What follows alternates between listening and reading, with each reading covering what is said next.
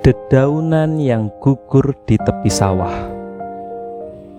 Namanya Lintang, usianya 32, rambutnya panjang, tak selalu disisir rapi, dan kulitnya menghitam oleh matahari yang tak pernah absen menyapa.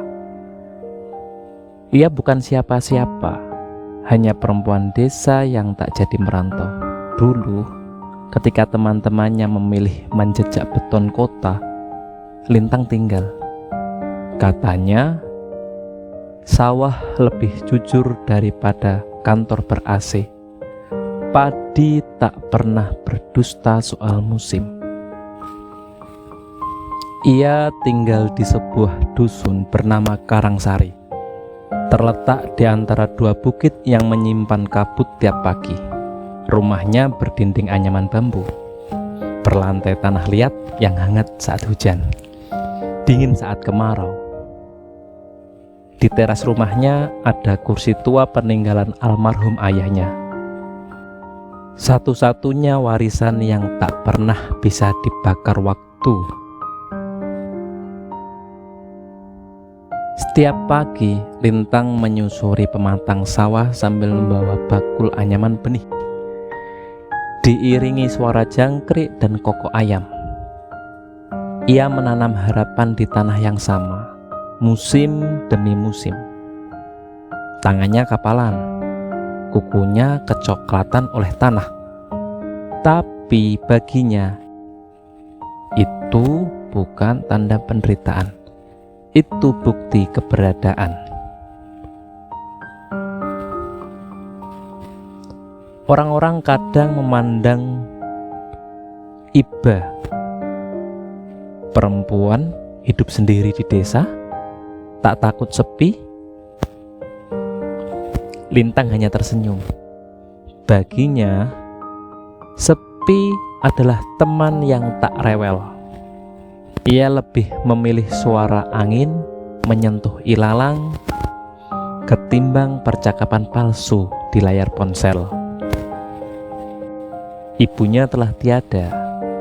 Ayahnya pun menyusul 2 tahun yang lalu. Tertelan sunyi yang memanjang. Sejak itu, Lintang hidup sendiri, ditemani seekor kucing liar yang enggan diberi nama. Ia tak butuh nama, cukup kehadiran.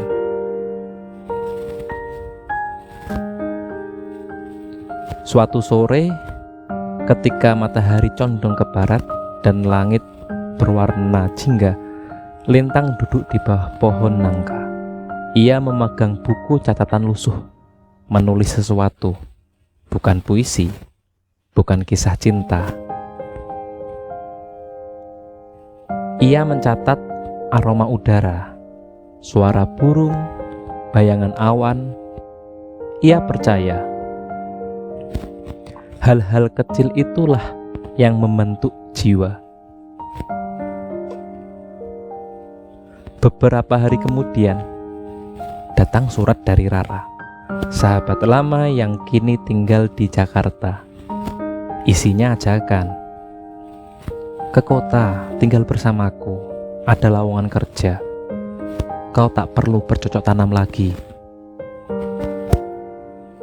Lintang membaca surat itu pelan-pelan. Ia hirup aromanya. Tak ada bau tanah, tak ada jejak lumpur, hanya tinta dan kertas wangi.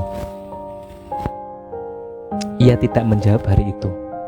Ia menatap sawah, langit, dan burung-burung yang pulang ke sarang. Ada keraguan, tentu, tapi ada pula sesuatu yang lebih kuat. Itu ikatan. Beberapa hari ia merenung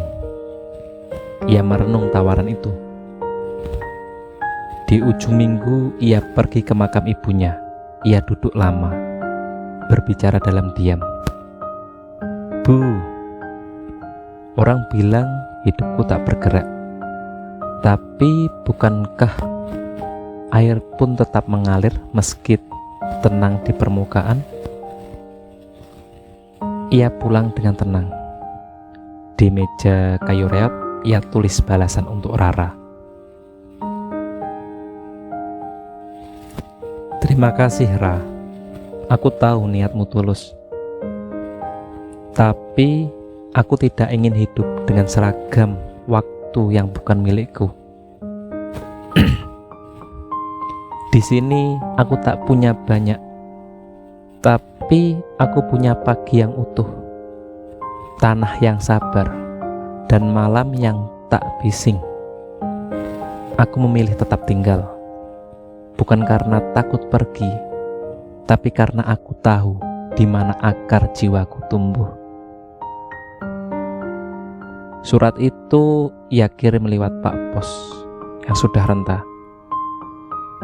namun tetap setia dengan sepeda tuanya. Sore itu, setelah hujan ringan, pelangi muncul malu-malu di antara pucuk pinus. Keesokan harinya, Lintang kembali menanam. Kali ini dengan iringan lagu dari radio tua yang sering adat. Ada tawa kecil yang tak sengaja keluar dari bibirnya. Ia tak punya banyak uang, tak punya gelar akademik, bahkan tak punya pasangan hidup. Tapi ia punya ketenangan yang sulit ditemukan di tempat lain. Di akhir musim tanam, Lintang duduk di pematang. Di tangannya, ia genggam setangkai padi yang mulai menguning.